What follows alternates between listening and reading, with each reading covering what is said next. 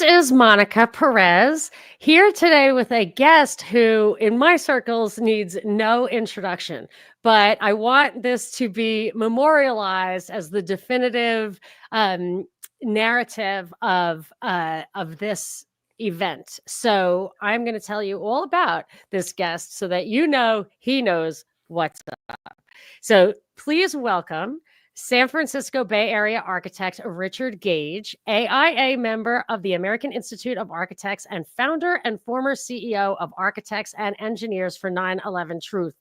He now leads the charge for a new World Trade Center investigation along with his courageous wife, Gail. And you can find all you need to know about that at Richard Gage, Gage 911.org, richardgage911.org.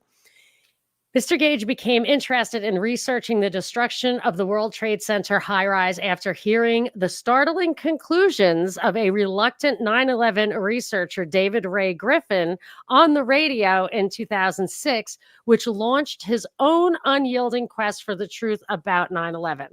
The organization he founded, AE 9/11 Truth, now numbers more than 3,600 architects and engineers demanding a new investigation into the destruction of all three World Trade Center high-rise buildings on 9/11. As an architect, he has worked on most types of building construction, including numerous fireproofed steel-framed buildings. Most recently, he worked on the construction documents for a $400 million mixed-use urban project with 1.2 million square feet of space and altogether 1,200 tons of steel framing. So this guy knows what he's talking about, and he's going to tell you. Please welcome Richard Gage, AIA architect. Thank you so much for being here, Richard. I'm sorry I had to sit through that, but people need to know you know what you're talking about. Well, that will give them a start. But by the end of the presentation today, I think people will be in a state of shock and needing to know what to do next with this information because it turns our world upside down. This is a challenge to our psychological state of being, to those of us who are fairly new to this information. And I was thinking about it. It's been 23 years, right? It's 23 years, 24 months. And the next generation, like my kids, they weren't even alive then. They don't even remember it. And so they can't have gone through the process of being like, that doesn't look right. And then all the revelations and then truth suppressed, truth, disinfoed, like truth corrupted and all of that, like people of my generation. So I'm going to offer this to them as, this is what you need to know. This is the best way to understand it. So I know that you have very well developed presentation documentation. So I'd like to just pull up your screen and get started. Is that fine? Yeah, let's do that. Okay, let's do that. But definitely tell everybody how your son came into 9/11 awareness. Oh my gosh, I know. I wonder if I've told this before. When he was in 5th grade, he came home from school and said it was an anniversary of 9/11. And he came home from school and said, "Mom, you're right about 9/11." And I was like, how does he all of a sudden believe this? And I said, well, what makes you all of a sudden know this? And he said, well, they showed us in school. And I'm thinking, I sent him to a pretty good school, but I didn't think they were teaching him 9/11 truth. And I said, they told you that 9/11 was an inside job in school? And he said, no, they showed us the videos and you could just see the buildings exploding. I was like, if you're looking at it like the original newscasters did in that minute, they're like, this looks like controlled demolition. And we've been programmed not to see that ever since. But this kid was made aware of the facts and he could see it with his own eyes. Yeah, that's awesome. I know, it's true. Wow. I wish I was like that. It took me 5 years after seeing these towers come down. It took me 5 years to realize what was going on. And I'm an architect. Yes. And here's a funny thing. I really freaked somebody out one day. I was in an elevator in an office building and it stopped on a floor that it said like structural engineers and architects, something like that. That was this entire floor. And somebody got in the elevator And I said to him, he might have been from out of town. He was the Chinese guy, I think from China, but he was speaking English to somebody. And I said, hey, can like jet fuel melt steel in an open fire? Like, do you think that could really bring a building down? This guy knew exactly what I was talking about and literally just looked straight ahead, stopped talking. And of course, I freak people out like that. But I just Oh, thought maybe he would just give me the answer. Like, I just thought, well, here's a random guy. Like, he obviously knows the answer. They probably all know, but yeah, maybe he didn't. It wasn't that long ago, though. Do you think any architects or engineers don't in their hearts really know? yeah. I do. I go to conferences all around the country, and we present to them Building 7, for instance, and they never heard of it. Most of them. They go, well, what? Well, that's a controlled demolition. We show them on the screen, right, in our evidence booth, and we say, well, yeah. This happened on 9/11? They go, what? That's not one of the Twin Towers. No, it's not. In fact, it's the third tower to collapse on 9/11. And we start the conversation, and they're generally open-minded. Nobody died, according to the official narrative, in Building 7. And so, They cleared it. well, I think it was cleared by then. th- I don't know. there, We'll there, get there. there's at least one witness of people dying in Building 7, Oh, really? but most people don't know about it, so they're not traumatized like they are with the World Trade Center towers, which is why we start with Building 7, because most people don't even know about it. I do have one more anecdote since you're interested. That my brother and my father, they're worked on the Twin Towers. They were construction workers. My Oh, brother's much older than I am. And my dad used to brag about having worked on the 6th basement. Like that was where he was. They were welders and that kind of thing. And that day, I remember asking my brother, who completely can't comprehend the truth about this. And I asked him, do you think that that's really what, the planes hit it? And he said, I'll tell you, when I saw that first plane hit, I just couldn't, it was impossible for me to believe that thing came down. I was like, that's a 1 in a million thing to have happened. And then he sees the other one goes down and he's like, it can't. And then I can't think about it, he said. oh, so he stopped thinking about it. Stopped thinking about it. That's one of the other reactions to seeing this evidence. It is extremely disturbing to our worldview. In fact, it can turn us around if we're not really ready for it. Those who are, though, it can motivate us. And I've been for 18 years now speaking very publicly, trying to wake up the American public to the scam that has been pulled over us with the false flag operation of 9/11. But it begins with Building 7. And so, I mean, this building would be the tallest building in most of our states. It looks dwarfed here next to the Twin Towers, but it is, in fact, these buildings were the tallest buildings in the world at the time they were built. So it makes some sense that Building 7 got obscured, but you'll see it's been also swept under the rug on purpose. This was about 100 yards, a football field in length, away from the North Tower. And here it has survived the collapse of the towers that morning. And NIST is the National Institute of Standards and Technology. And they note that the building was damaged, but that this damage was not a significant factor in the building's collapse. So they set that aside. And let's look at this building's collapse. On the upper left, we have the East Penthouse, which collapses in an isolated incident 6 seconds earlier than the global collapse, which occurs right here. And so we have to ask ourselves, have we seen this before somewhere, anywhere, anything like it? And most of us have, of course, the old hotels, for instance, in Las Vegas. We'll come back to that. But what does NIST say about this collapse? What we found was that uncontrolled building fires caused an extraordinary event. The collapse of World Trade Center 7 was primarily due to fire. Fires. Okay. Well, let's look at those fires. These are the worst fires that we have any video, starting with this one, photographic or video evidence of in the building. As you can see, they're few, they're small, they're fairly scattered throughout the building. And more importantly, they're burned out on the floor of interest to NIST in causing the initiation of collapse. They have they're a whole not spreading, they're stopping. Is that what you're saying? They're burned out? What does that mean, burned out? Burned out means they've moved on looking for other fresh new fuel sources.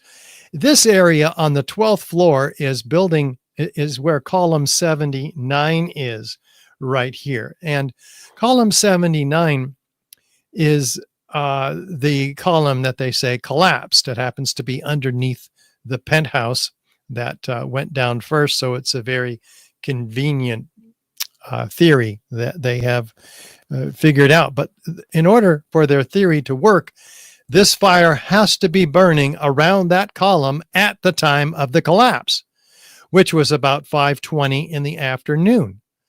But the photographs are very clear that they show that the fires are burned out on the 12th floor all the way over to about there. They're not in this area at all for over an hour before the collapse. And that doesn't work for NIST, so they have to lie with this fire simulation. It can't just have weakened it and it took an hour for it to crumble? No, because their theory is a thermal expansion theory.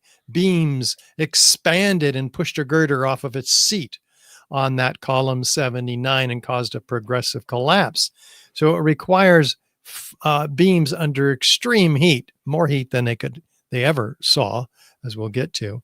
I mean, these buildings are in extreme heat. These are large, much larger, longer lasting and hotter These fires. are other skyscrapers with these fires that went on and on that I'm looking at. Because they're going to be audio listeners. Yeah, they burned for 3.5 hours, 18 hours, 17 hours in Los Angeles, in Philadelphia, in Venezuela. Wow. Even after 9/11, we have completely engulfed skyscrapers that have never come down. We have not lost, in fact, one steel frame fire protected skyscraper in history ever. And yet on 9/11, we have not two, but three of those exact types of buildings going down. Well, what does it really look like? Let's compare it, Building 7 on the right, to a series of known controlled demolitions on the left. Is there any similarity? It's identical. Is there enough similarity to warrant an investigation into the possible use of explosives, especially since it looks exactly like a controlled demolition, especially since fire, the official cause of this building's collapse, has never in history brought down such a building. So we have to ask ourselves, does it have any of the features of controlled demolition? Well, let's look at the 10 main features and ask ourselves, starting with feature number 1, is there a sudden onset of destruction? Let's listen to Dan Rather narrate his view of this building's collapse. What you're seeing are high shots. Now, here we're going to show you a videotape of the collapse itself. Describe that. Now we go to videotape, the collapse of this building.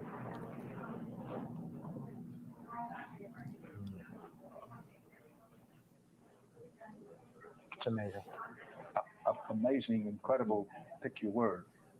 For the third time today, it's reminiscent of those pictures we've all seen too much on television before, when a building was deliberately destroyed by well-placed dynamite to knock it down. What? Deliberately destroyed by well-placed dynamite to knock it down? Well, this is Dan Rather using his intuition, as we all should when we see something that we do have a frame of reference for, such as the collapse of Building 7. But he's never repeated it since. In fact, with only 2 exceptions, we've never seen Building 7 on mainstream media the collapse of it. And it should have been the most studied structural failure ever. After all, no plane hit this building, right? So do we have a straight down symmetrical collapse, feature number 2? Let's look from West Street. Yeah, pretty straight down, pretty symmetrical. How do they accomplish this? Well, fire has never accomplished such a thing. But let's look at they have to remove all 24 core columns at once within a fraction of a second of each other, followed about a second later by removing the perimeter columns. Any deviation in that pattern and the building will begin to tip over. And we certainly don't want that to happen. Can these fires cause the instant removal of all the columns in the building, core followed by perimeter? And look, No. it doesn't affect the buildings, or all the buildings around it appear to be untouched. Like that thing went Well, straight down. and there's a little bit of damage because these things don't go perfectly. Yeah. But look what happens if you don't set those explosives perfectly. Failed controlled demolitions like Wow. that, or something Yeah. like this with all the cutter charges don't go off. You can get a failed controlled demolition. Somebody has to walk back into that Yeah, I was building gonna say, how did they and bring it fix down? it. We're looking Yeah. at pictures of buildings that are tilted on their side, rolling over. Yeah. It's You they have to don't call the IDF and they to don't take care of disintegrate. that They're problem. kind of intact. Yeah. Right. Yeah, it's it's relatively intact. Buildings that are damaged on one side, they do fall over. Whoa. We Yeah. would expect this in a natural collapse, or if the fire, which they say was on the northeast side, causing column 79 to collapse, it would have fallen to that side. But that's not what we see in Building 7. But how fast is it coming down? Feature number 4, we've measured it. Physicists have documented that it comes down at free fall acceleration. Now that's as fast as a bowling ball falling out of the sky. Well, wait, how does that happen? There's no resistance. That's how it happens in the bowling ball. How about the building? The building had 40,000 tons of structural steel resistance in it, which means not one of those columns gave any resistance to the collapse Wow. of this building. This is a huge structure here. It is under construction. Well, NIST finally, after denying the reality of free fall for 6 years, they acknowledged that in their final report that came out 7 years after 9/11. And they say, well, it did come down at free fall. And so they don't acknowledge the implications of that, because the implications are that the building would have that the columns did not give any resistance. They denied this before. They said it didn't fall at free fall for 5 years. That would mean there'd be no structure under it. Okay, well, where did the structure go now that you acknowledged that it did come down at free fall? All 81 columns disappeared somehow, floor by floor, all throughout the building, or at least for 100 feet of the height of that building, because that's the period of time in which it came down at free fall. Can those fires accomplish that once again? Not just at the same time, but, well, all of them disappearing from those fires? No. Feature number 5, is there a total dismemberment of the structural steel frame? Well, it was a 47-story moment resisting steel frame skyscraper where columns and beams are rigidly welded to each other in order to resist the lateral forces of hurricanes, which they can have in New York. And the walls all fall into a haystack pile, indicating that they were totally dismembered, only about 4 to 6 stories tall, like a house of cards. Boy, they must have done I mean, it never could have happened randomly. It looks to me like somebody extreme, the best of the best of the best would have to have done it to be like that, for it to do like Yeah. it's a masterful achievement. Oh yeah, of the because demolition guys. if it happens accidentally, it might look like this, right? Buildings, Right.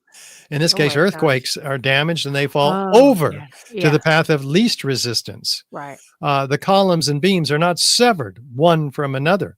You can Yeah. recognize a building as a Yeah. semi-intact building, though it's certainly damaged. Yet these fires have not done that, but a symmetrical freefall collapse. Okay, well, let's look at what might have really been responsible. Are there witnesses that heard sounds of explosions? Did they see flashes of light? Well, here's one. Daryl, a medical student, interviewed that evening. We were watching the building actually because it was on fire. The bottom floors of the building were on fire, and we heard this sound that sounded like a clap of thunder. Turned around, we were shocked to see that the building was it looked like there was a shock wave ripping through the building, and the windows all busted out, and it was horrifying. And then Oops. Let's try to restart that. Yeah, you got it. It seems to be in the place. we were watching the building actually because it was on Start fire. over. The bottom floors of the building were on fire, and we heard this sound that sounded like a clap of thunder. Turned around, we were shocked to see that the building. Oh, that's not even advancing. Yeah, it looks like there's a little. Anyway, what he says is a sound of a clap of thunder, a shock wave ripping through the building, windows busting out, and then the building caving down to the ground. Very interesting. Oh, first the windows busted out. First, there's a sound of a clap of thunder, then the Uh-huh. windows busting out. Yeah. Right. And then here's Kevin McPadden, former Air Force medic.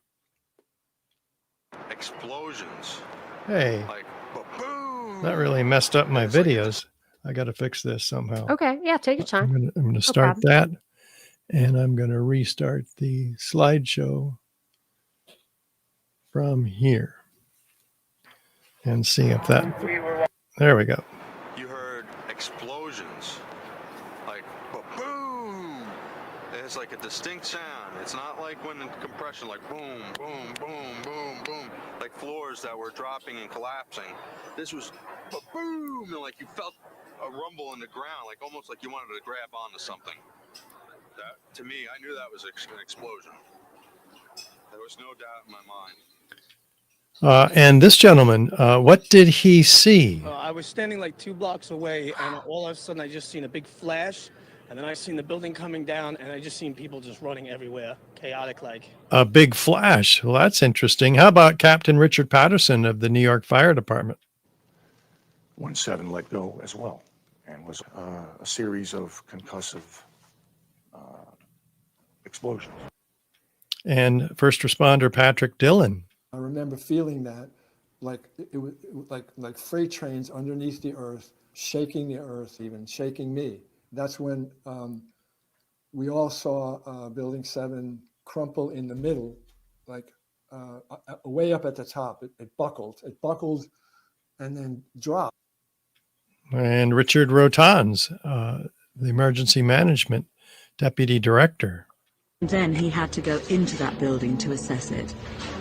You could hear the building creak above us. You could hear things fall. You could hear the fire burning. You could see columns just hanging from the upper floors, gaping holes in the floors up above us.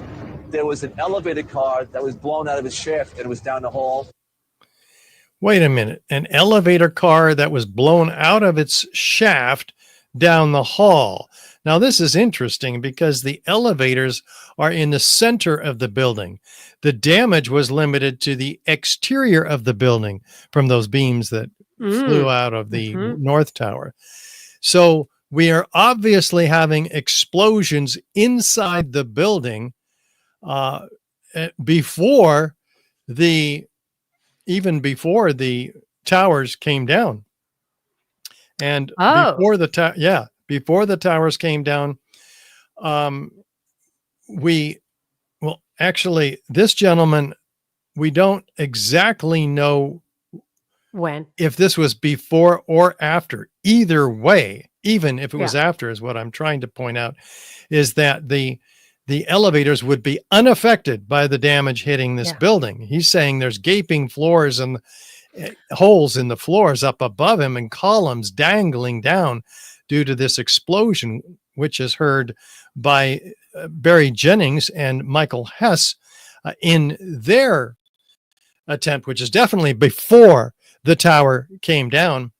Well, when I saw that thing in a pile, it looked like they took the middle out first. How else would it have collapsed like a house of cards if the middle wasn't first? Right. But this guy wasn't in the building during the controlled demolition. He was well before. Right. But these two gentlemen were called to a meeting after the first plane hit the tower on the 23rd floor of the emergency management office. And they got up there and they were told to get out of the building. It's going to come down. What? What are you talking about?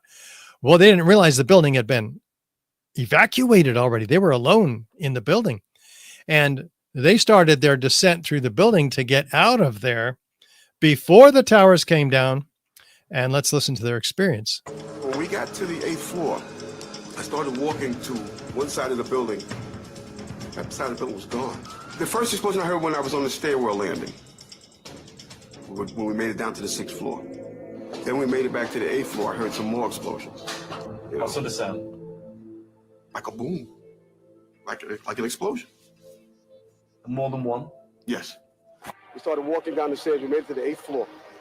Big explosion. Blew us back into the 8th floor. When we get outside, a police officer comes to me and says, you have to run. We have more information of bombs, so you have to run. So there's explosions going off in the building before the towers came down. This is well documented. And they're just freaking out. They're stuck. They were blown back up the into the stairwell by an explosion in the stairwell. And they're talking about bombs told to them by the FBI. You've got to get out of there. There's bombs in the building. Bombs like this in the nearby vicinity on the late morning of 9/11? Yeah, here's one of the guys. He can tell you I'm okay, all right? Here, hold on. You want to call your mother or something?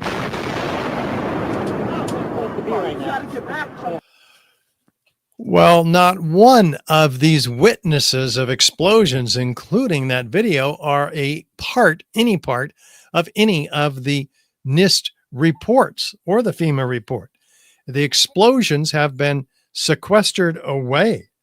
So what's going on there? What is that valuable information for their investigation or not? And people would know about the collapse of this building. There'd be foreknowledge if it were set up in advance. Foreknowledge, like we see, for instance, from Chief Nick Visconti, who says, we're moving the command post over this way. That building's coming down. And then there goes building 7. Well, Chief Hayden also had foreknowledge. We had our special operations people set up surveying instruments to monitor and see if there was any movement of the building. We're concerned of the possibility of collapse of the building. And we had a discussion with one particular engineer there, and we asked him if we allowed it to burn, could we anticipate a collapse, and if so, how soon? And it turned out that he was pretty much right on the money, that he said in its current state, you have about 5 hours. What? Not only we've never lost a steel frame fire protected structure ever, in which is why firefighters go up into these high rises routinely to put out the fires, but now it's going to collapse in 5 hours. Well, how do we how would you know that? This is impossible, in fact. And this engineer, of course, must have had foreknowledge along with the chief. And we won't get the name of the engineer. We can't interview him. It's just completely anonymous. Because you showed a 1991 Philadelphia skyscraper that burned for 18 hours and did not collapse. Yeah. And every one of those skyscrapers we showed you, except the fully engulfed ones, they don't, there's certain fires they don't fight, but they don't expect the building to come down on top of them, because it's never happened. And it's never happened because steel doesn't melt in an open fire, right? Or what's the the steel frame does not fail in a normal office fire. It holds the building together. Individual steel beams can sag. They may need to be replaced, but we don't have a complete collapse, and rarely a partial collapse, and not in a steel frame fire protected structure. But how about these construction workers walking away from building 7, hearing an explosion over their shoulder, looking back at the building, and then looking straight into the CNN camera and saying this. You hear that? Keep your eye on that building. It'll be coming down. The building is about to blow up. Move it back. Here. All right, guys? We are looking back. There's a building about to blow up. Flame, debris coming down. Oh, now it's not only going to come down, but it's going to blow up. That's pretty darn interesting. Where are they getting this information? This is pretty fascinating. Well, what did Kevin McPadden experience before he heard those explosions? He's listening to a radio held in the hands of a Red Cross worker, and he hears this. At the last few seconds, he took his hand off, and you heard 3, 2, 1. What? Do fires bring buildings down to countdowns? Something else is going on here. Something very sketchy. Wow. In fact, let's look at the reporting of the BBC, who announces the collapse of this building 20 minutes before it happened. Now, more on the latest building collapse in New York. You might have heard a few moments ago, I was talking about the Salomon Brothers building collapsing. And indeed it has. Apparently that's only a few hundred yards away from where the World Trade Center towers were. And it seems that this was not a result of a new attack. It was because the building had been weakened during this morning's attacks. We'll probably find out more now about that from our correspondent, Jane Stanley. Jane, what more can you tell us about the Salomon Brothers building and its collapse? Well, only really what you already know. Details are very, very sketchy. Sketchy indeed. The building's still standing. They apologize for this grievous error, citing the confusing events of the day. What, does this make them psychic somehow? What's really going on here? Well, the CNN was on it at 11:07 that morning. In New York, Alan Dodd-Frank joins us on the phone in Lower Manhattan. Alan? Aaron, just 2 or 3 minutes ago, there was yet another collapse or explosion. I'm now out of sight. A Good Samaritan has taken me in on Duane Street. But at 11:15, there was another collapse or explosion following the 10:30 collapse of the second tower. And a firefighter who rushed by us estimated that 50 stories went down. The street filled with smoke. It was like a forest fire roaring down a canyon. Wait a minute. There was no other 50-story building that went down. He's referring to Building 7 here. There was no other building that was completely destroyed. In fact, when the towers went down, he's referring to Building 7. Well, had it gone down at that time, about 15 minutes after the towers collapsed, we wouldn't even have any video of Building 7 going down. It would have been completely obscured by the massive dust cloud released when the towers went down. Maybe it was supposed to go down at that time, and it was a dud. For that reason. Yep. And that's a working theory. And those mysterious construction workers walking away from Building 7, maybe they had fixed that dud, which is why they knew the building's about to blow up. So is the dud, so there's one thing that detonates all of them. So if that's a dud, then it's not like some go off and some don't. Maybe there was a dud. There were explosions in the building early on. Oh, right. So maybe some went off and some didn't, like you said. Right. We don't really know. Yeah. No. We do know what Larry Silverstein, the owner and I developer. wondered if you were going to say this. Yeah, right on. Go for it. We do know what he said about a year after 9/11 about the collapse of this building on PBS radio. I remember getting a call from the fire department commander telling me that they were not sure they were going to be able to contain the fire. I said, you know, we've had such terrible loss of life. Maybe the smartest thing to do is pull it. And they made that decision to pull, and then we watched the building collapse. I mean, could you wire that in no time? Well, that's pretty darn interesting. He says, what? I remember getting a call from the fire department commander. They were not sure they were going to be able to contain the fire. The fire was completely containable. We have lots of witnesses of firefighters that said these fires, we put these out all the time. And they don't pull buildings, the fire department. Pull it is a term used in the controlled demolition industry. And they don't make the decision to do such a thing anyway. They put out fires. That's their job. Right.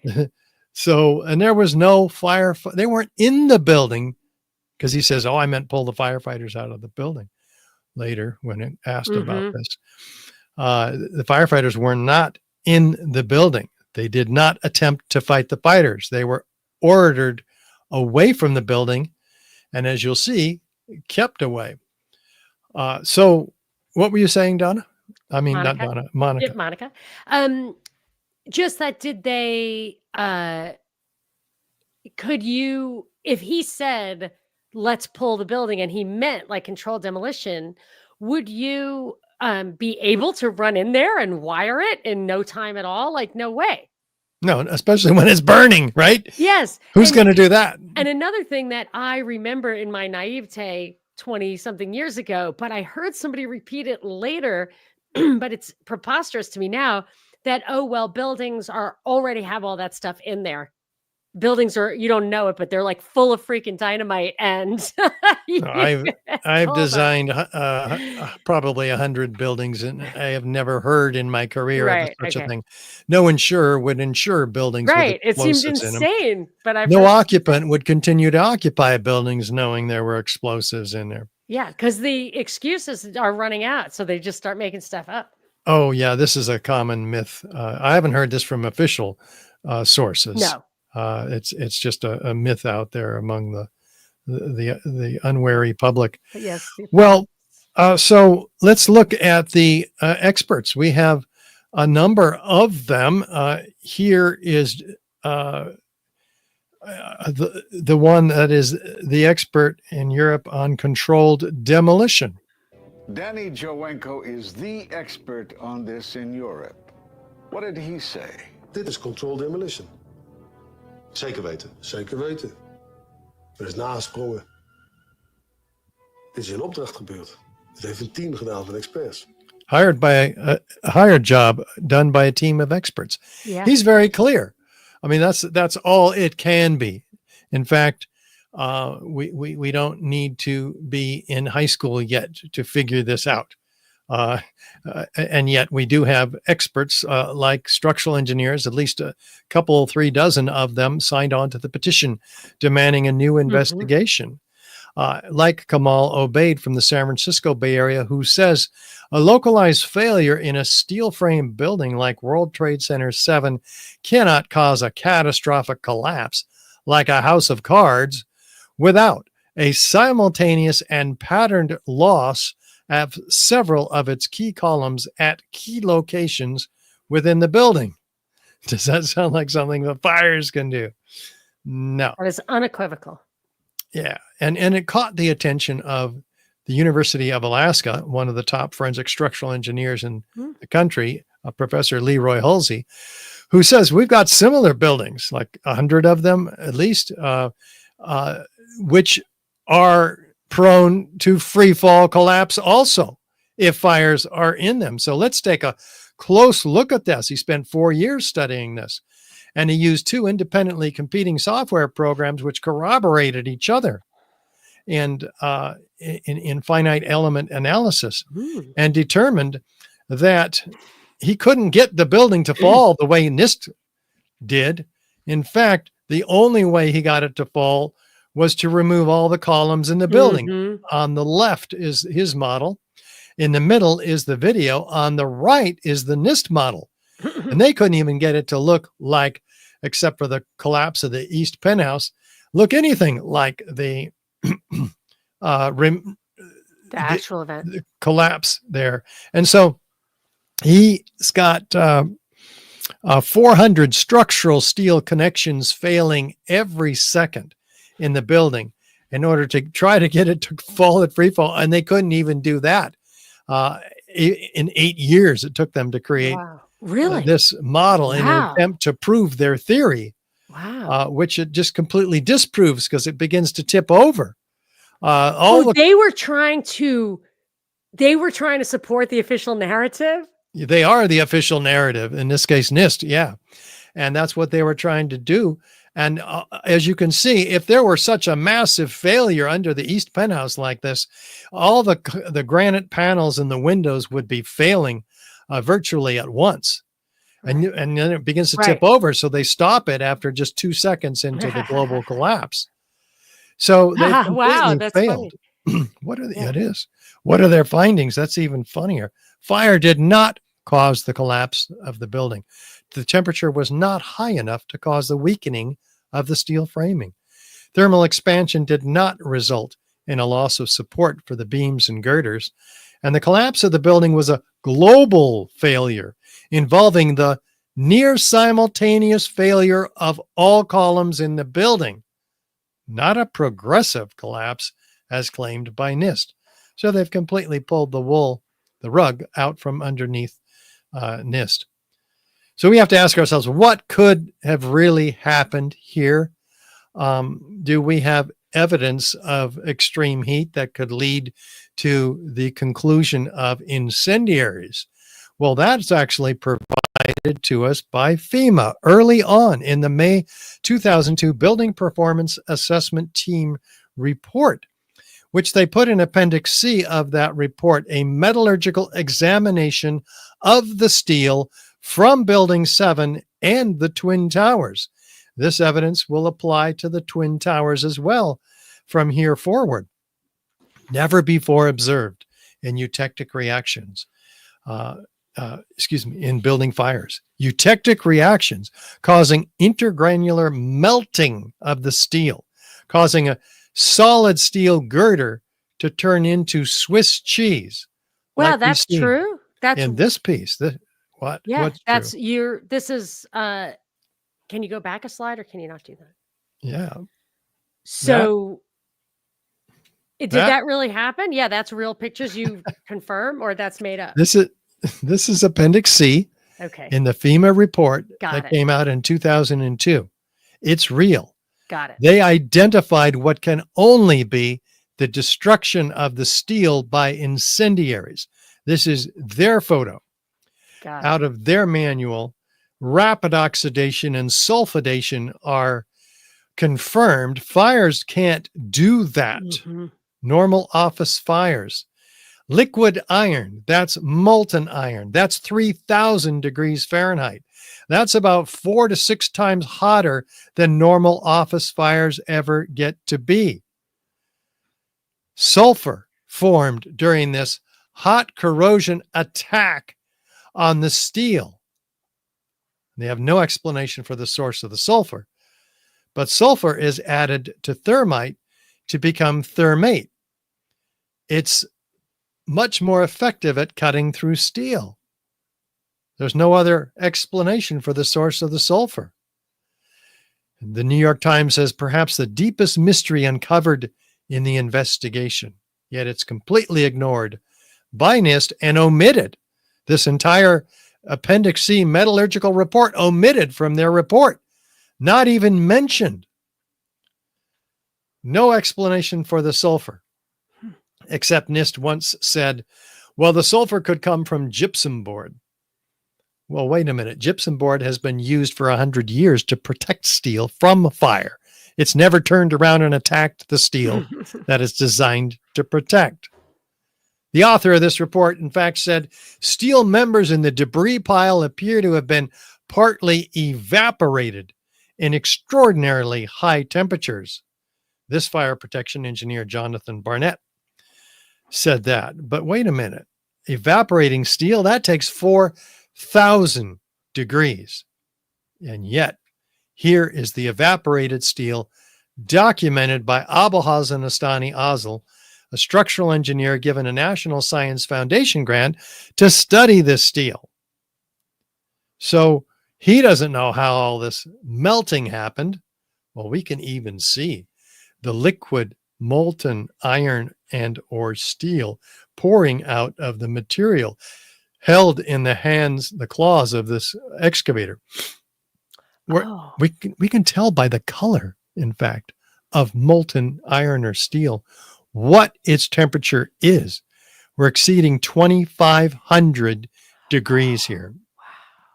This is incredible because office fires get to be not even on this chart, well below this chart, 500 degrees, maybe 1,000 degrees. NIST claimed 1,800 degrees in a desperate effort to try to prove their theory, but we're still about half of the temperature that we have documented evidence for, and no accounting for it whatsoever in the official narrative, and certainly not with jet fuel, which isn't applicable at Building 7 because it wasn't hit by a plane. But at the towers, we have lots of jet fuel, but it only burns, according to its manufacturer, ME Petroleum, in open air about 600 degrees Fahrenheit, just like normal office fires. So it's not a factor. What is? Well, maybe thermite is. What is thermite anyway? An incendiary used by the military, thermite is a compound of iron oxide and aluminum, which when ignited sustains an extreme heat reaction, creating molten iron. In just 2 seconds, thermite can reach temperatures over 4,500 degrees Fahrenheit, quite enough to liquefy steel. We know that open-air fires cannot burn hot enough to melt steel, but metal had melted at the base of the towers. Appendix C of the FEMA report describes sulfur residues on the World Trade Center steel. The New York Times called this the deepest mystery of all. Sulfur slightly lowers the melting point of iron, and iron oxide and iron sulfide had formed on the surface of the structural steel. Sulfur used with thermite is called thermate, producing even faster results. Very interesting, because if thermite were used, then that would explain these extreme temperatures. It produces over 4,000 degree Fahrenheit temperatures. Would also explain the presence of sulfur, which is added to thermite. It would also explain the presence of molten iron, which will come forward with a lot more evidence of in a moment. So we're looking at evidence of ignited incendiaries here. And we find it in the dust. Actually, the U.S. Geological Survey finds it in their and documents it in their particle atlas of the World Trade Center dust in 2006. What do they find? Billions of previously molten iron microspheres, elemental iron, Fe. That's what was just documented which is the byproduct of thermite. So this is getting very interesting. In fact, up to the EPA finds there's a signature component of the World Trade Center dust. They say, we don't know where they came from. All these previously molten iron microspheres, but it's a signature component. Well, up to 6% of some of these samples are indeed molten iron microspheres, previously molten. And there's up to 4 tons of it throughout the World Trade Center dust by extrapolation. So where is it all coming from? This gets more interesting because the R.J. Lee group, who also did studies of the dust, says these are formed during the event, not before, by the iron workers welding the building together, or afterward by the iron workers taking the building apart, but during the event. Well, also, they're found in the dust samples on each side of Lower Manhattan near the river. So they're certainly not from welding operations. So we know that. Well, where are they from? Let's do an experiment, shall we? Experiment is the arbiter of competing hypotheses. Let's light some thermite and see what happens. They look like thousands of sparks, but in fact, they're small, molten iron microspheres, the diameter of a human hair. And that's where they can come from. That's the only place they can come from in these quantities and this formation. How do they get spherical? Well, that's just what aerosolized liquids do. They do it because of the surface tension. They form themselves like raindrops into spheres. Well, also, we have other metals like molybdenum that has melted. Why is this important? Because this was found also by the U.S. Geological Survey. And this is in the periodic table of the elements, this metal, but it melts at 4,700 degrees. Well, where could it have gotten that kind of heat? This is an incredible indication of the heat that happened. Again, the office fires are not even a quarter of these temperatures. RJ Lee Group documented evaporated lead. What? Lead evaporates? Yeah, at 3,200 degrees Fahrenheit. The presence of lead oxide on the surface of mineral wool indicates the existence of extremely high temperatures during the collapse, which caused metallic lead to volatilize, oxidize, and finally condense on the surface of the mineral wool. That's evidence of extreme heat, not accountable for whatsoever in the official narrative. And we have also the toasting of the tops of these cars. Could that be falling liquid molten iron droplets? Where are those cars? Parked in and around the World Trade Center and towed to this location. Okay, got it. Because there's no parking lot like that down there, but I see. So they were all towed. I've parked in a few parking lots like that. Yeah, but down think by these there, were I feel towed. like it's so densely. It was like so densely populated with buildings down there. But yeah, maybe. Well, how would a building collapse account for the toasting of the tops of these cars? Right. It can't. So we're connecting a lot of dots here, and there's more to connect, especially if we look in the dust for samples of unignited thermite, because everything we've seen so far is evidence of ignited thermite. In other words, molten iron. And here we have, yes, a team of 8 international scientists led by Niels Harrit in Copenhagen. And he analyzes these independently collected samples. One of them on the on-ramp to the Brooklyn Bridge, far away from the towers, because this dust just went everywhere. Well, they find these curious red-gray chips. They thought they were paint. They're dual layered, so they were applied as a fluid.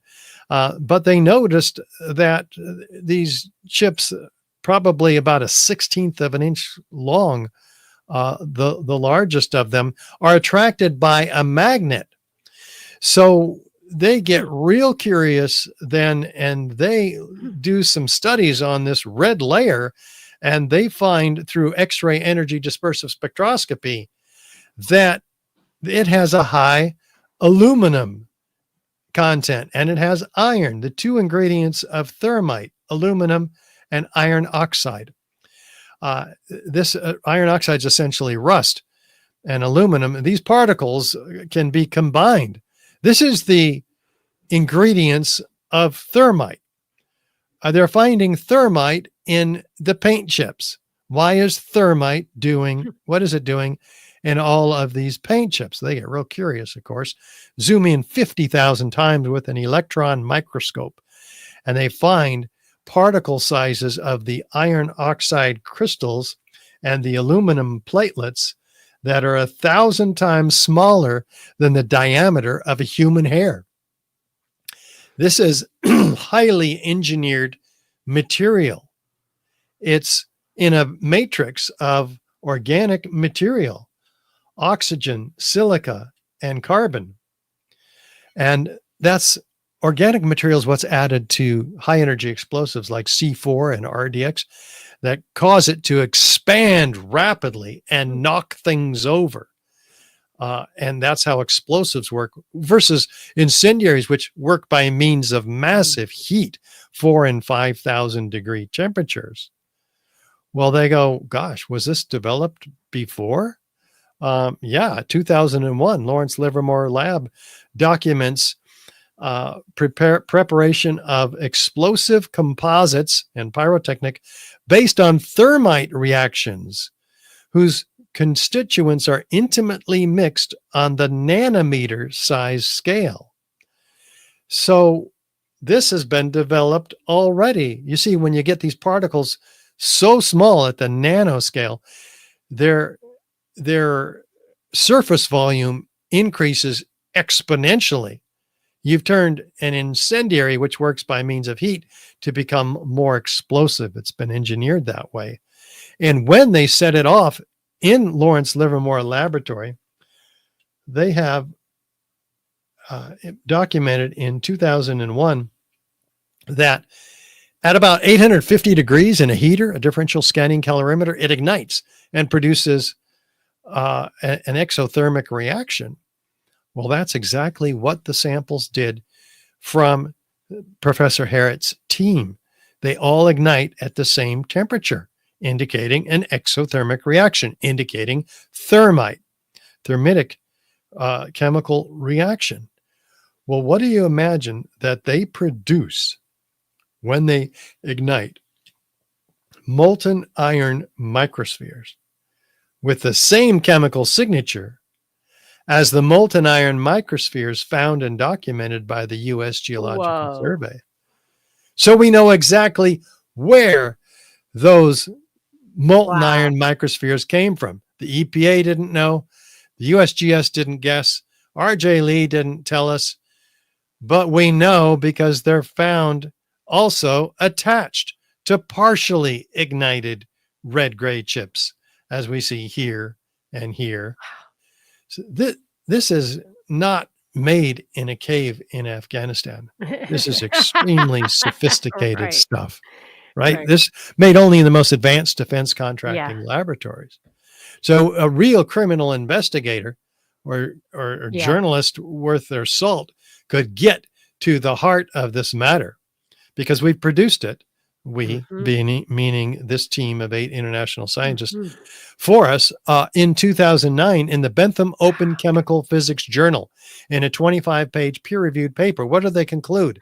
The red layer is active, unreacted thermitic material incorporating nanotechnology, a highly energetic pyrotechnic or explosive material.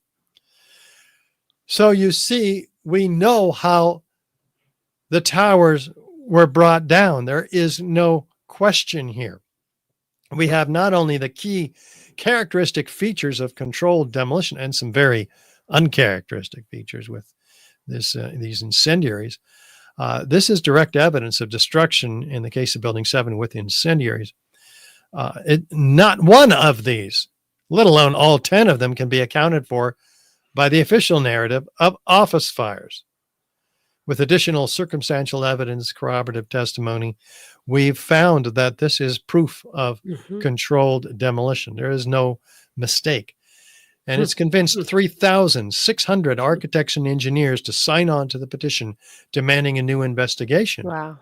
And many of them will appear and are appearing in our ongoing docuseries 9/11 Crime Scene to Courtroom, an unprecedented film series taking the hard evidence of 9/11 crimes to court. And that's what we're working on now with the Lawyers Committee for 9/11 Inquiry. Their litigation director, Mick Harrison, and I have been filmed in the boardroom of a grand jury, a virtual grand jury, and giving all of this evidence. And now we have produced episode 1 of this, at least a dozen episode series. And it is available to watch. Where? Yeah. Right here. 911c2c.org. That's 911 letter C number 2, letter C.org, or 9/11 crime scene to Oh, yeah. courtroom.org. Yeah. And I'll just show you the trailer real quick. Yeah, Because please do. it's kind of exciting to have this produced and available for people to watch. Episode 1 is an introduction to the public of the whole series. Our next episode comes out in 2 weeks, before 2 weeks, and we will present that to everybody. And that's our first presentation to the actual, well, to our virtual grand jurors. And I'll tell you how it will get into the hands of a real grand jury. No matter how improbable the conclusion may appear, when you've eliminated the impossible, whatever remains, however improbable, must be the truth. We're bringing alive in the film the 60 exhibits of the 9/11 WTC evidence contained in the Lawyers Committee grand jury petition that have already been submitted to the U.S. Attorney in Manhattan to present to a special criminal jury. This historic investigation is ongoing, and there's a role for you in it. Yes, you can help us bring the real perpetrators to justice. Through this film series, we're bringing together 24 experts in their fields. They ignored any scenario involving incendiaries. Demolition work, you're going to set charges on each floor. The building could not have been brought down by office fires. In other words, all of the interior columns over 8 stories came down, were basically lost at once. I could make out what looked like from a science fiction movie, molten lava, okay? And he paused and said, that'll be coming down around 5 o'clock. We'll be filming these evidence presentations not only for our filings with the grand jury, but also as presentations to each of you. We're inviting you to serve as virtual grand juror during each episode.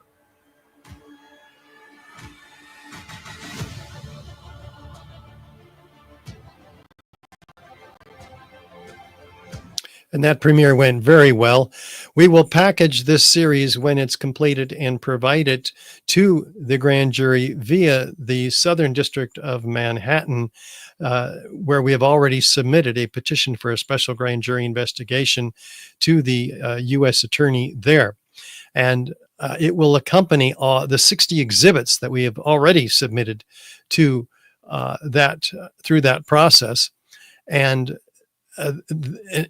since he has not, that Attorney General before Merrick Garland, actually, and including Merrick Garland, who have censored it, we are going to go to a federal judge, any number of them, until we get a real grand jury investigation.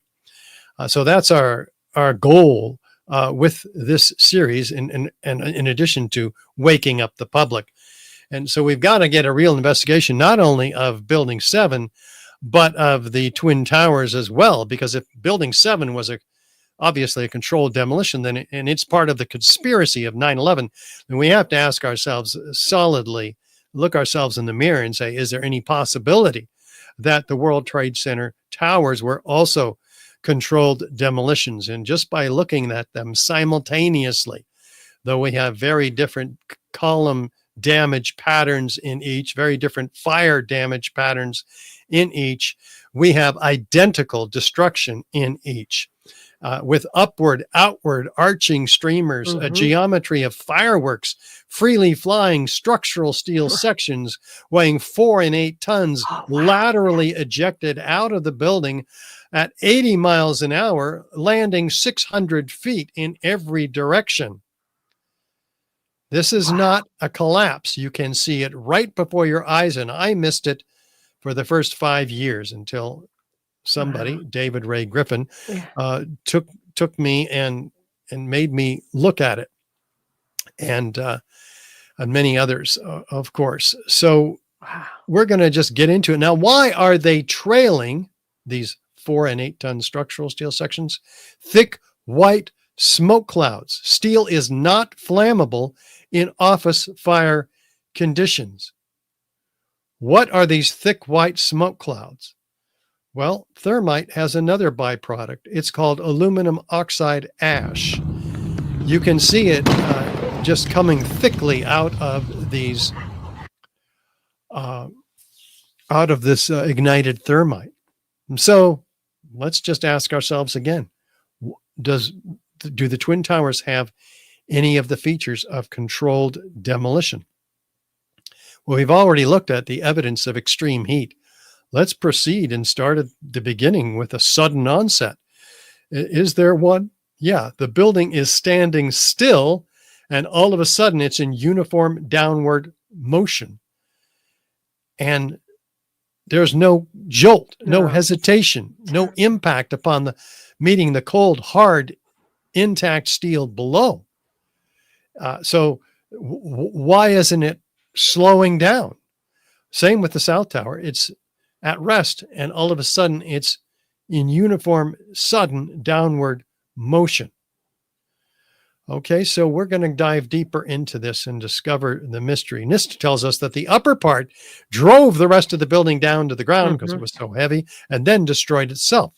This is called the crush down, crush up theory by Zdeněk Bazant, who developed the theoretical basis for NIST, which remains today the theoretical basis in a very obscured paper, huh?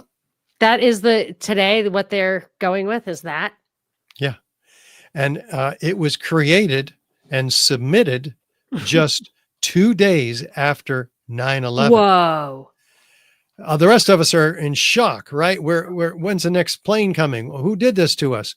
Not this guy. He's in his den, apparently, creating the most obscure paper ever that took engineers 10 years to decode.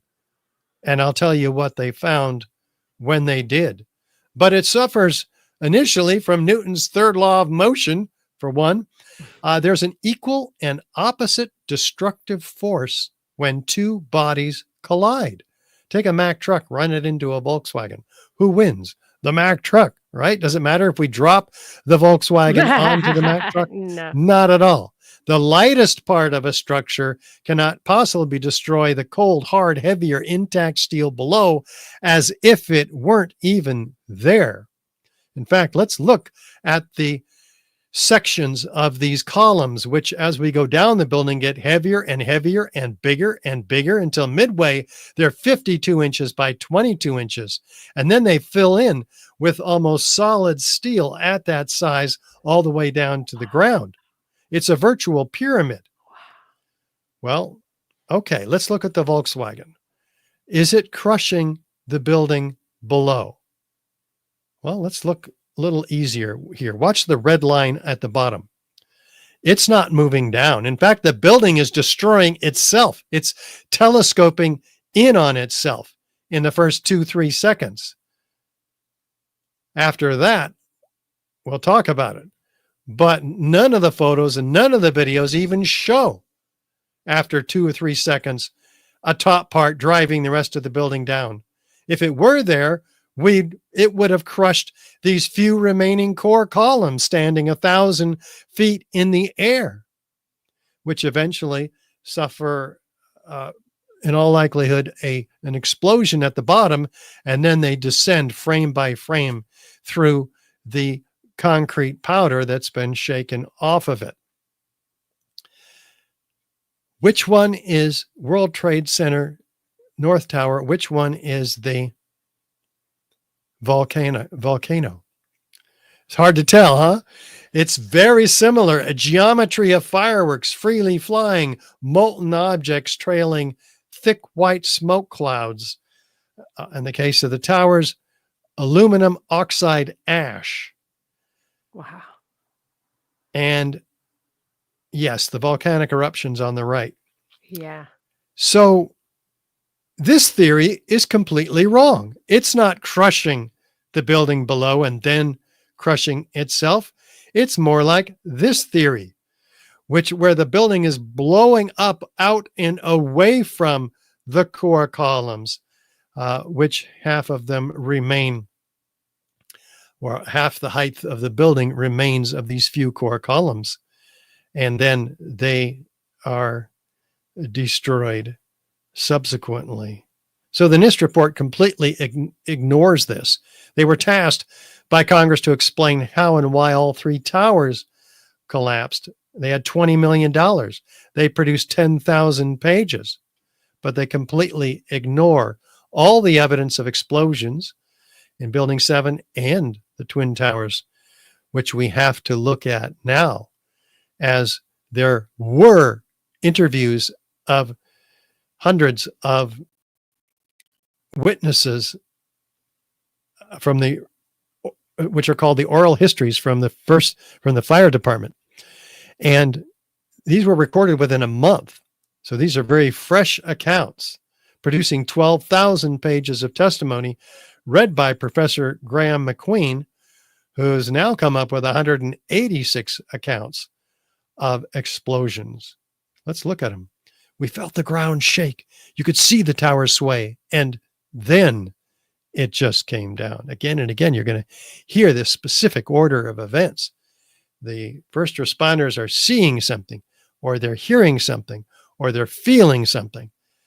And all of that is before the towers come down. All of a sudden, the ground just started shaking. It felt like a train running under my feet. The next thing we know, we look up and the tower is collapsing. Shook my bones. Shortly before the first tower came down, I remember feeling the ground shaking, heard a terrible noise, and then debris just started flying everywhere. I saw a flash, flash, flash at the lower level of the building. You know, like when they demolish a building? With each popping sound, it was initially an orange, and then a red flash came out of the building. And then it would just go all around the building on both sides. Saw a number of brief light sources being emitted from inside the building between floors 10 and 15. He saw about 6 of these brief flashes, accompanied by a crackling sound before the tower collapsed. I saw low-level flashes. I saw flash, flash, flash. And then it looked like the building came down. An explosion appeared at the very top. Simultaneously, from all 4 sides, materials shot out horizontally. And then there seemed to be a momentary delay before you could see the beginning of the collapse. How specific do these expert witnesses need to be? There was an explosion in the South Tower, one floor under another. When it hit about the 5th floor, I figured it was a bomb because it looked like a synchronized, deliberate kind of thing. Seemed like on television when they blow up these buildings, seemed like it was going all the way around like a belt. All these explosions. The building was blowing out on all 4 sides.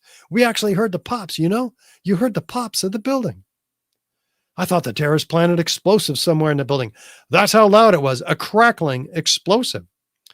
Another loud boom at the upper floors, and then a series of smaller explosions which appeared to go completely around the building at the upper floors. And another loud earth-shattering blast with a large fireball that blew out more debris. The lower level of the building, you know, like when they demolish a building, that's what I thought I saw. Did you see any flashes? I said, yeah, I thought it was just me. He said, no, I saw them too. Everybody, I think, at that point still thought these things were blown up. So I was fully expecting anything else to blow up. You were there when the planes hit? No, I was there when the building exploded. You mean when it fell down? No, when it exploded. How many of these witnesses of explosions do you imagine, Monica, were included in the official report of NIST? I'm going to guess 0 at this point. Absolutely none. Not one. So you can see we've paid $20 million of our taxpayer money and we got completely ripped off. It's complete fraud. Especially when we look at the evidence of how this building collapses from here with feature number 3 of controlled demolition. Is it a straight down symmetrical collapse? Well, the South Tower actually begins to tip over. In fact, it's tipping over at 22 degrees. So we have asymmetrical damage from the fires and the plane impacts up above. We have asymmetrical loading on the structure below by this part that's falling off. How in the world then do we get complete symmetrical damage all the way around all four sides of the building, just like the firefighters described. Complete symmetry. It makes no sense. And then, absent what you see here in this looped video, which is a dozen independent explosions in the leading corner of this wave of destruction. This is not a directed energy weakening the steel so that the building could collapse. This is 20 floors below what we're told is a gravitational collapse up above. These are independent, relatively small explosions, but thousands of them together create the roar that was heard. So we have to look on and see if there are any of these isolated explosive ejections called squibs in the controlled demolition industry. Mm-hmm. And yeah, we see them even 20 stories down, 40 stories down below the zone of destruction. We even see these squibs as far down as 60 stories below the zone of destruction. There's no accounting for these in the official narrative whatsoever. Yeah. They are mistimed explosions in all likelihood. And we see maybe not mistimed here on the left side of the upper portion of the south tower as it begins to tip right. We see its structure being destroyed all at once. These independent explosions. Yeah. Undermining the integrity of the structure so that it doesn't maintain its rigidity and continue falling off the building to the right. After this point, it settles back into the building because it's essentially turned into a liquid for all intents and purposes. Gosh, I wondered how it got back on track. Yeah, that is the only explanation, because two rigid bodies would continue their angular momentum. And how fast are these towers collapsing? Well, they've been clocked by physicists at near free fall acceleration. We have, in fact, 64% of the acceleration of gravity. That is 2/3 of gravity. That means that it's accelerating. It's not even slowing down when it hits the cold, hard, intact steel below. That means, by calculations, that 90% of the structure had to have been removed so that it could fall at that rate. Through what? Through 80,000 tons of structural steel, particularly on the facade. There's more steel than glass here on this facade. This is an incredible quantity of steel. What happened to 240 perimeter columns and 47 massive core columns that we saw earlier? Well, let's take a look as we look at feature number 7 of uncharacteristic controlled demolition, in this case, with the perimeter structural steel sections 4 and 8 tons ejected laterally at 80 miles an hour, clocked by physicists, landing in all the buildings around the skyscrapers and destroying the Winter Garden 600 feet away in the World Financial Center. And the Deutsche Bank building across from the South Tower, very, very damaged, as you can see, by these perimeter structural steel sections with 3 columns and high, standing tall, and horizontal spandrel panels that the gentleman is on top of. What is there. that? What are we seeing?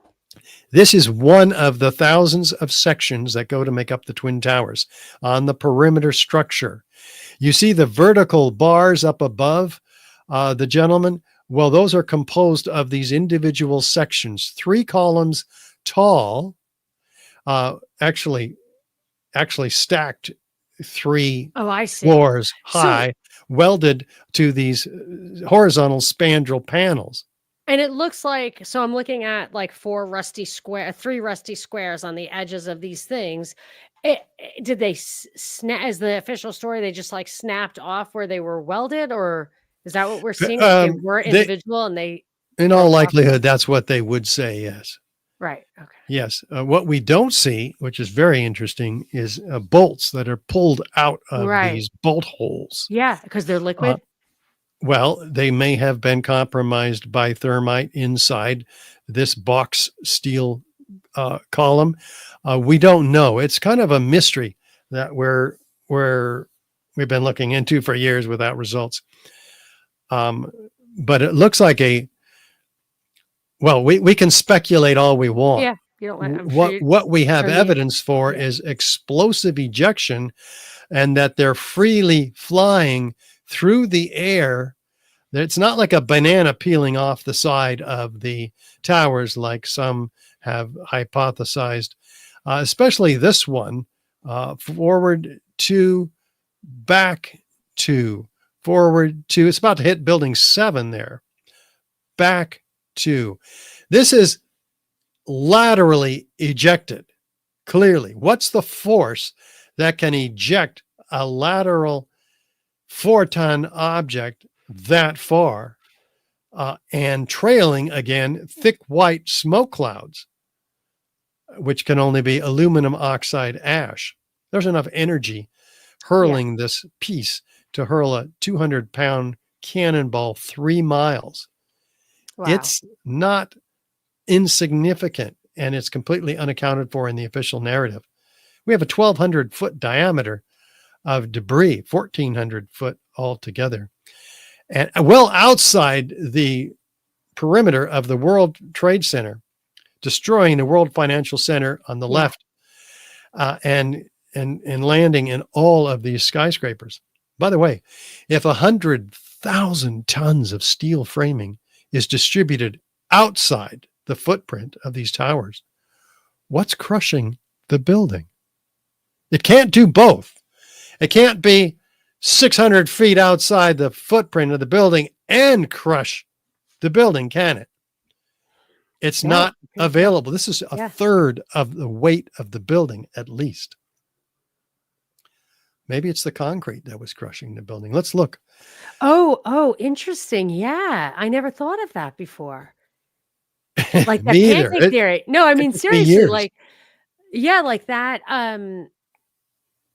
If it was everywhere, it would not only does like the resistance make the force less, but there was less stuff to make it That's right. crush it. Yes, about 100,000 tons in each tower is not available to crush the building. And as we see here, the concrete, there's 110 floors, each of them an acre in size. Wow. The concrete was poured on the metal decking supported by lightweight steel trusses. We're looking for 110 of these assemblies, Mm-hmm. but we don't find 10. We don't find 50. We don't find 20. We don't find 1 acre-sized floor. We don't find a half acre or a quarter acre or a 1/16 of an acre-sized floor. No, they're not available. They're gone. All we see is a 4-5-story pile of miscellaneous metal, some columns. Where are the pancakes? And Yeah, I this was is going to say real. the pancake theory is out the window. Yeah. Well, in a real pancaking collapse Yeah. like this one in Mexico, we have pancakes due to earthquakes in this case. But where's the concrete? It's completely missing. Oh, there it is. Oh my gosh. Pulverized in midair. All the photos, all the videos show exactly that. 90,000 tons of concrete missing from each building, pulverized to 100-micron particles like baby powder. I looked up just while we're talking the Haiti earthquake because Haiti, the reason they said there were all those collapses is that there was so much corruption. People were building the buildings without like the right amount of rebar and structural support. And that's why Haiti had such devastating damage during that earthquake. So I thought, well, if you're going to see real pancaking, it's going to be there, and you can. Yeah. And it's because they had no steel. They said they didn't construct it correctly with the steel. I remember specifically them saying that. Oh, that's bad.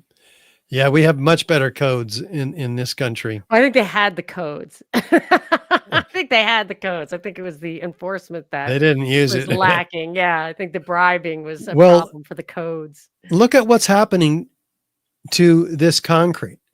It's being distributed laterally away from the World Trade Center towers and covering 3 square miles of lower Manhattan from river to river in a blanket 3 inches thick. Well, wait a minute. That's a problem, because if 90,000 tons of concrete is pulverized from river to river, what's crushing the building? It can't crush the building if it's pulverized in midair and spread out over that distance. It wasn't the steel.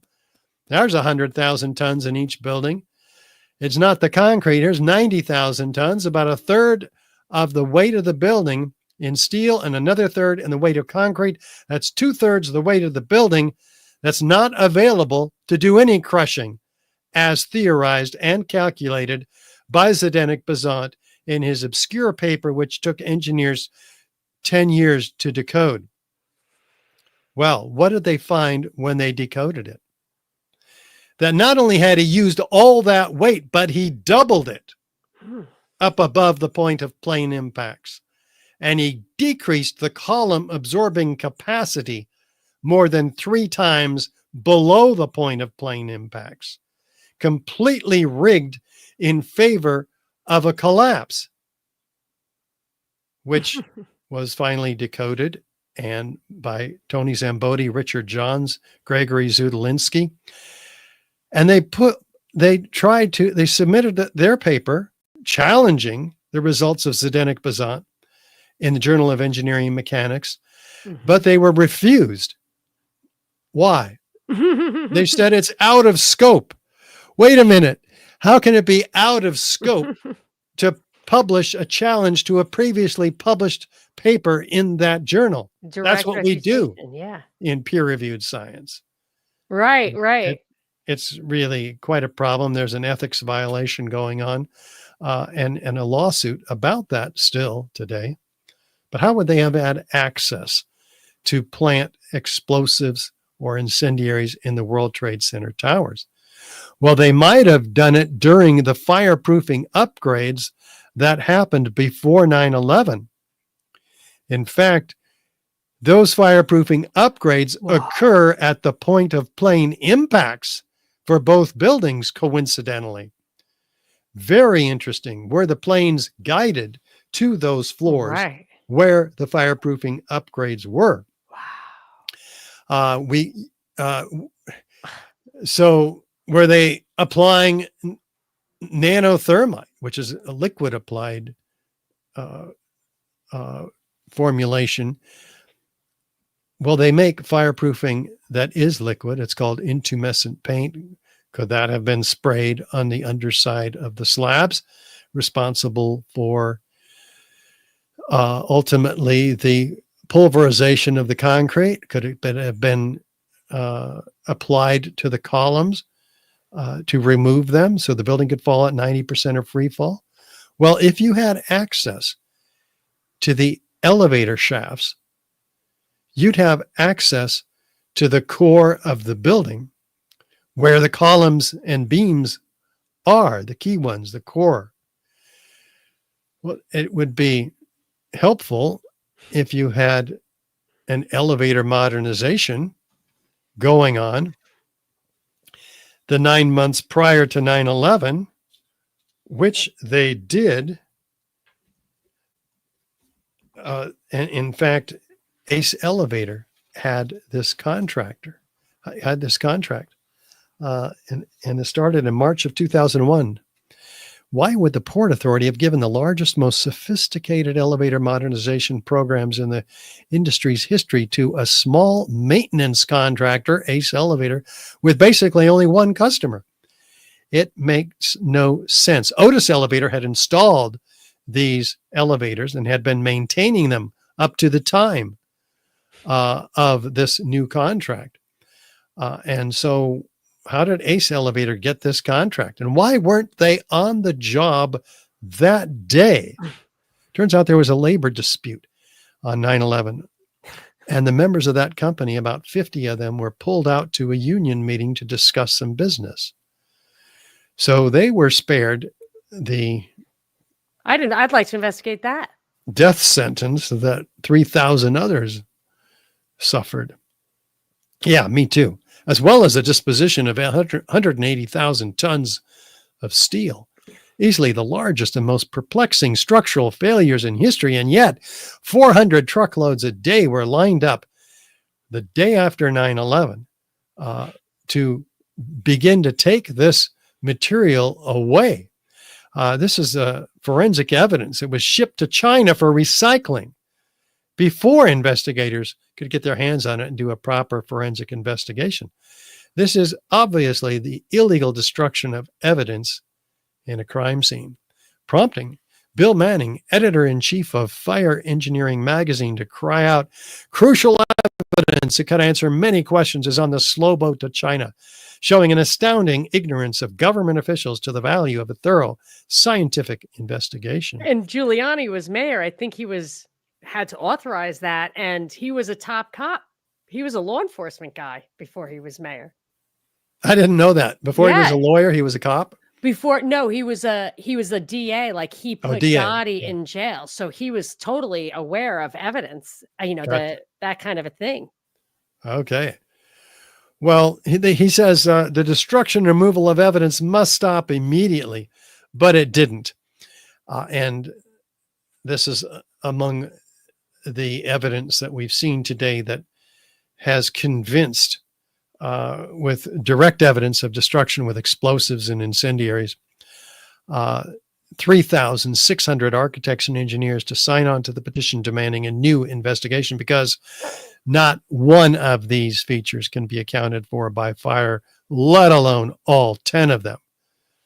So that's why we have so much support in demanding a new investigation. Millions in the 9/11 Truth Movement also supporting them.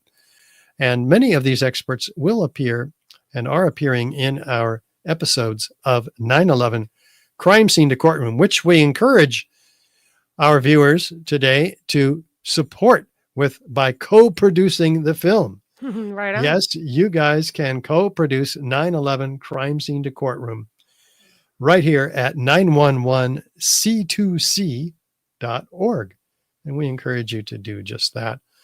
And you don't have to wait for these episodes to come out. You can watch our existing documentary, 9/11 Explosive Evidence Experts Speak Out, where we have 40 high-rise architects, structural engineers, metallurgists, chemists, physicists, controlled demolition experts, all laying out the evidence. And a special 15-minute long documentary narrated by actor Ed Asner. And the film by Dylan Avery. And that's just on Building 7. As is the documentaries showing the work of Professor Leroy Hulsey, who is the gentleman at the University of Alaska who provided the finite element analysis challenging the NIST report. So we encourage you to watch all those at richardgage911.org. You can watch them for free or purchase the DVDs. I would love to encourage people to support. I'm going to look into these different things and at least buy something to try to, or be a producer to support the efforts. Your main goal is to create, open a new investigation, correct? Yeah. And we're working on a grand jury investigation right now. And all this evidence is highlighted right here in our brochure, which you can download for free and print and hand out to your friends, relatives, every architect and engineer you can find. It's really important because the Brown University has documented the incredible costs of the 9/11 wars, just of the Afghanistan 20-year war, the longest war in U.S. history. Right. $14 trillion. Others, $8 trillion. We've lost 7,000 U.S. soldiers.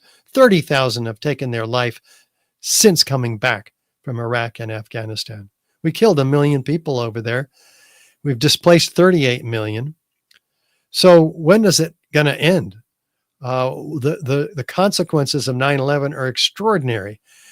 with the global war on terror, the loss of our own civil liberties with the Patriot Act, the Military Commissions Act, the National Defense Authorization Act of 2012, in which any of us can be arrested without a right to a lawyer, a trial, a jury. We can be tortured and even assassinated. And all that is legal under their emergency, which continues 23 years after 9/11, unabated. And along with the torture and the emerging police state, continuing injustices and overthrows of Middle Eastern countries, we have quite a set of problems. And what exposes all of that is the truth about 9/11. It's a dark truth. Where, though, are we going to draw our line in the sand? Do we wait for the next 9/11? No. Guess what? We've already had two since then. The last 3-4 years have shown us the truth about COVID and the false disease engineered by the powers that ought not to be, and the false solution to it, which is killing many of us and harming many, many more. Gaza on 10/7, another false flag operation designed to deceive the world into making Israel appear as the enemy who was invaded, and yet they allowed the thing to happen and had quite a hand in setting it up. And I proved that in yet another presentation called The Parallels Between 9/11 and COVID. Yeah, I can give that presentation to your viewers too, if you'd like. Yeah, bring it. Happy, happy to do that. And the parallels between 9/11 and COVID, which are startling as well. It's the same playbook for all of these false flag operations. So speak the truth about 9/11. I get so frustrated at the airport, and I'll like stand in line and I'll say, like, this really pisses me off because the danger is them. Like the people who are frisking you are the ones who did it. Like it was fine. It was the only reason we were unsafe in the first place is because of the people who are now feeling you up. Like that's when my husband's just like, could you just be quiet? He wants you to tone it down a little bit. It's not a smart move when you've got to move quickly through the line. No, but if you've watched this information as today, as we have, and you feel like, who am I? I'm just 2 millimeter high domino. I can't do anything. Well, watch what a 2 millimeter high domino can do when we work together. Boom. Wow, that's good. Yeah, let's do it. I have a 13 few dominoes. If I had 29 dominoes, the last domino would be as tall as the Empire State Building. And that's what we're up against. Yep. The deeply entrenched deep state can come down if we work carefully together. We can do it. In fact, we're going to find when we find out who we really are, that we're not trapped in the matrix with agents and demons and deep state operatives. They are trapped in here with us. And that is quite an awakening. And by telling 2 other people and have them tell 2 other people each, and have them tell 2 other people each, and share Monica's podcasts, and particularly this one, with everybody you know, and everybody, particularly architects, engineers, government representatives, media representatives, that you find, we can take down the deep state. It is not too late. I have a few questions. Are you open to some questions? Nothing like too off the topic, pretty right down the line. Are you open to that from the listeners? Oh yeah, you bet. Have a little time for that? Okay, great. Yeah. Frightening Me says, could the ignition source for the thermite be found in the residue as well? The ignition source. I don't know what he How does means it by start that. to burn? How does it start to burn? In the case of normal controlled demolition, you'll find a lot of detonation cord. They call it det cord. That is an ignition source sparked by an electrical current through the cord, which impacts the detonator in the actual explosive. And it is you can find it afterwards. In a wireless controlled detonation system, you might not see any of that det cord. You might not even see the shaped cutter charges, because there were, in fact, patented devices prior to 2001 where the shaped cutter charges are made out of consolidated, what's it called? Consumable thermite. That is to say, there'd be nothing left but molten iron, which were seen in pools by, for instance, the structural engineer of the World Trade Center himself, Leslie Robertson. So hope that helps. Michael, this goes actually to one of your concluding statements. Michael, I did not know this about Michael. He has a lot of hope right now. Richard, what are your thoughts on the new change of administration, Trump's willingness to, quote, go there, and all the amazing revelations that are possible? How can we make it happen? Do you have faith? Well, I have faith, but I can tell you this. While Trump did promise to get to the bottom of 9/11 if he were elected president, that was the last time he was elected, and he didn't. Nor did he release the JFK files. We want not only the JFK files declassified, we want 9/11 declassified.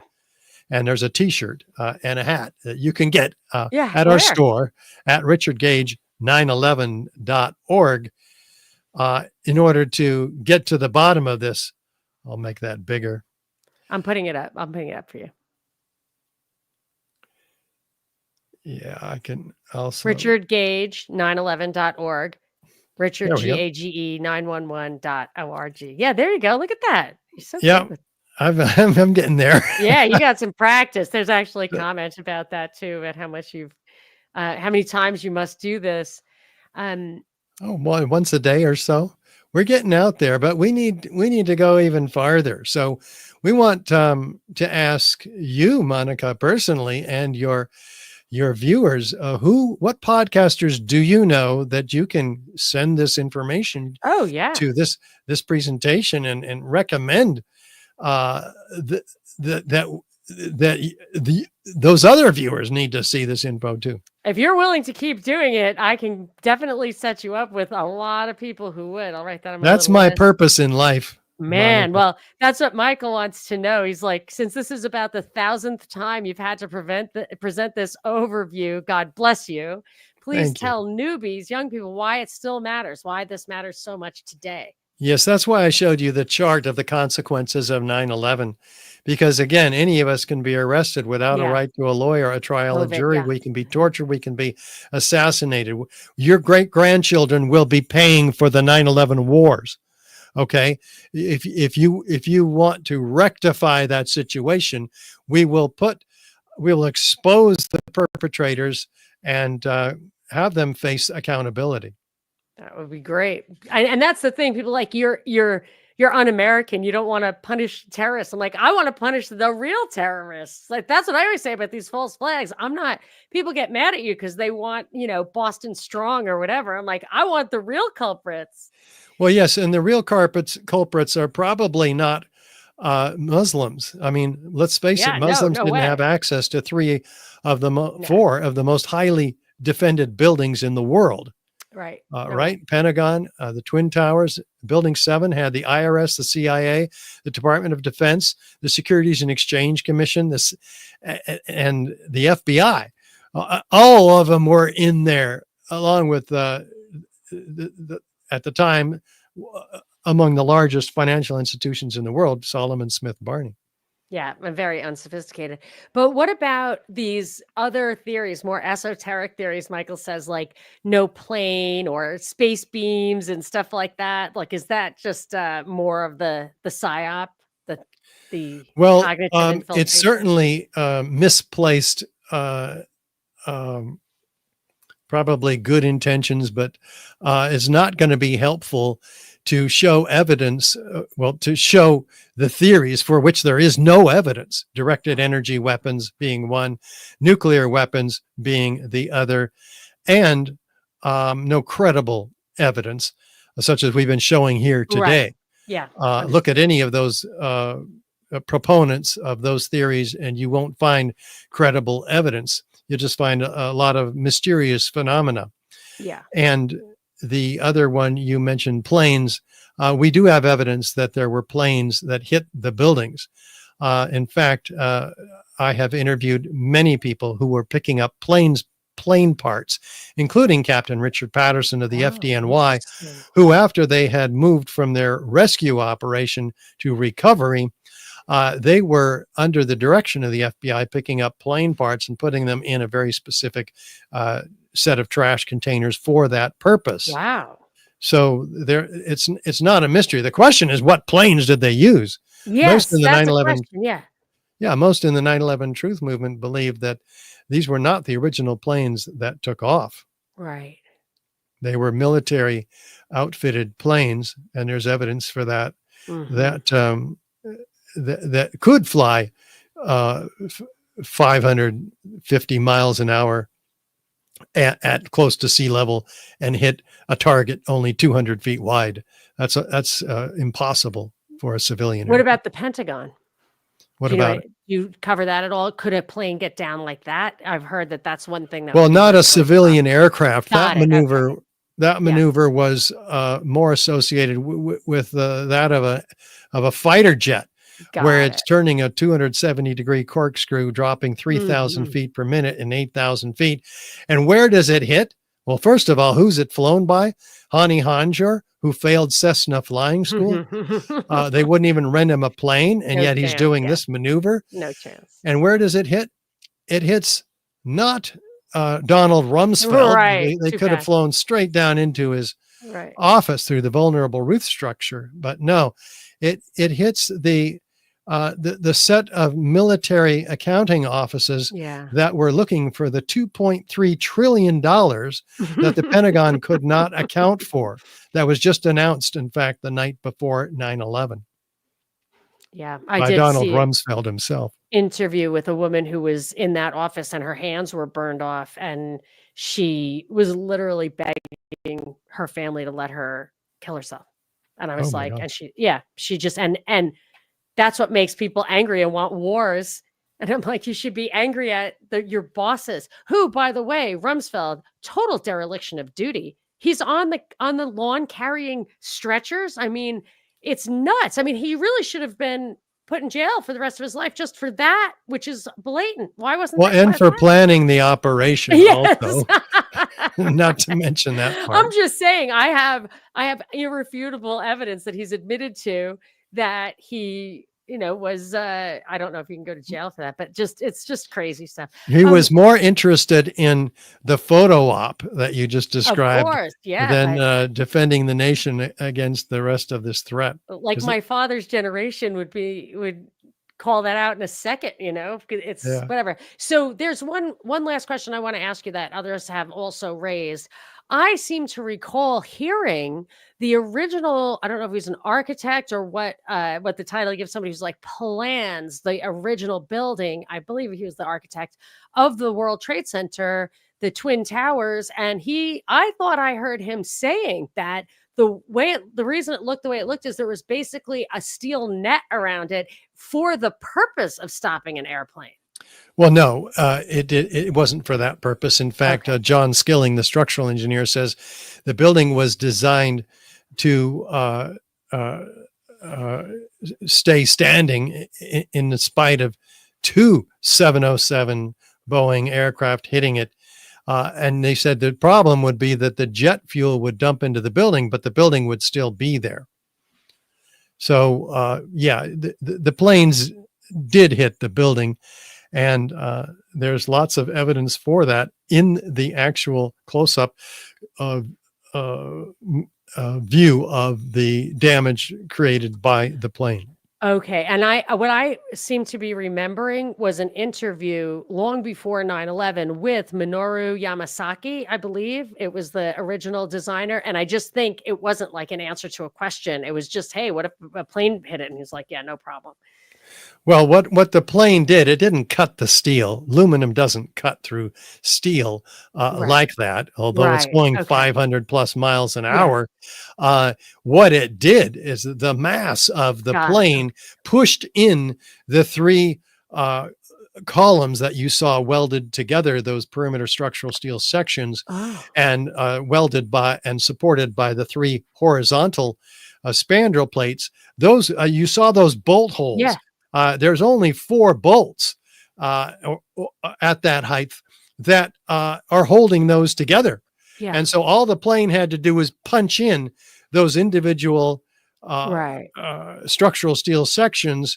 And then over at the wingtips where it couldn't punch in, Right. the wings were actually Sheared off. shredded Yeah. by what you could Oh. describe in terms of an analogy of an egg slicer, where the wires are the columns and they slice the eggs, which is the light wingtips of the plane. Is it deliberate that the point at which those sections of columns would actually fail is the point at which the bolts will fail so that you can contain that kind of a hit?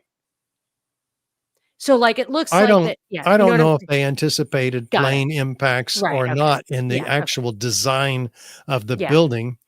But certainly if the plane did hit, it would shear those 4 bolts at the Yeah, top okay. and bottom of each column. Yeah, because I just remember when my baby was getting born.